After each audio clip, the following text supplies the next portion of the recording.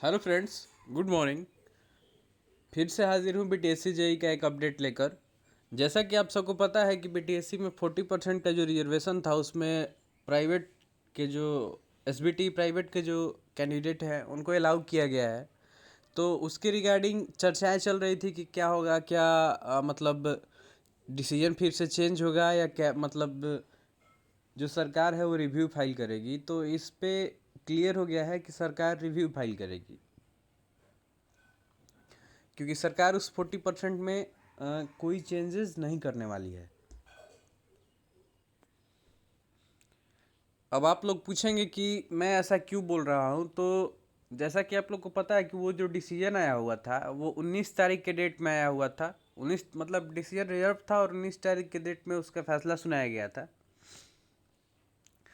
तो जो फैसला था वो क्या था, इस पे मैंने वीडियो पहले बना दिया हुआ था। अगर आपने नहीं देखा होगा तो मैं आई बटन में उसका लिंक दे दूंगा, आप वहाँ से जाकर देख सकते हैं।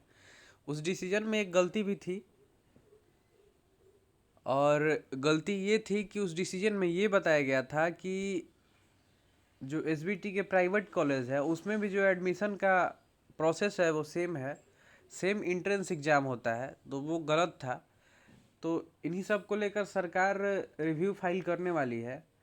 और अब आपको हम ये बता देते हैं कि मतलब क्यों, मतलब मैं ये ऐसा क्यों बोल रहा हूँ कि सरकार रिव्यू फाइल करने वाली है। तो आप लोग स्क्रीन पे देख रहे होंगे, मैं कैबिनेट सेक्रेटेरिएट डिपार्टमेंट के साइट पे हूँ। तो चलिए अ, आपको दिखाते हैं कि जो कल कैबिनेट का बैठक हुआ है उसमें जो जो जो निर्णय लिया गया है, कुल 13 बातों पर निर्णय लिया गया है। तो उसमें बीटीएससी के जो रूल हैं उसके संशोधन से रिलेटेड कोई भी निर्णय नहीं लिए गए हैं। तो चलिए हम सबसे पहले वो डिसीजन दिखा देते हैं, क्योंकि इससे पहले जो बैठक हुई थी वो इससे पहले जो बैठक हुई थी वो 18 तारीख के डेट में हुई थी।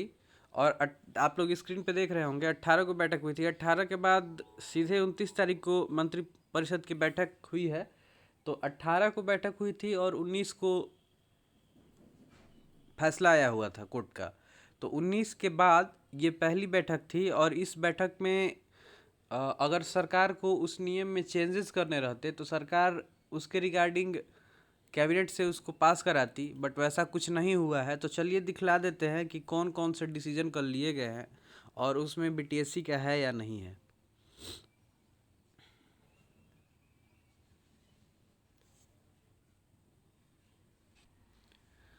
तो कल के डेट में जो भी डिसीजन लिए गए हैं वो आपके सामने है स्क्रीन पे। तो पहला जो डिसीजन है वो गृह विभाग का है, केंद्र प्रायोजित पुलिस के आधुनिकीकरण के लिए पहला है। दूसरा पर्यावरण एवं जलवायु परिवर्तन विभाग का है। तीसरा जो है स्वास्थ्य विभाग का है।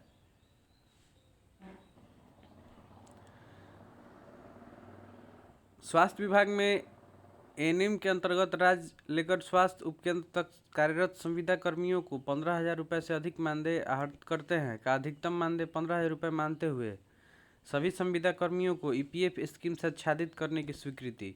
यानी कि जितना भी एनएचएम काम करते हैं उन सबको ईपीएफ उन लोग को दिया जाएगा, इसका लिया गया निर्णय। उसके बाद स्वास्थ्य विभाग में ही